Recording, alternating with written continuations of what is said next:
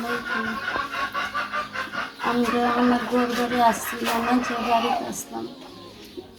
বাচ্চা বাবা যে সময় আসতে মানুষের বাড়িতে আসলাম, যে ঘর বাড়ি খুঁড়ে থাকতাম পারছি না। পরে বাচ্চার বাপ মারার পর আমার বাপের বাড়িতে আসলাম এতদিন। আপনারা আমার ঘর দিচ্ছেন, আমি আলহামদুলিল্লাহ খুশি হয়েছিলাম। আমার বাচ্চা নিয়ে আমি শান্তি থাকতাম পারাম ঘরের মধ্যে। আমি খুশি হয়েছি যে আপনার কাছে আমি আল্লাহর কাছে শুকরিয়া।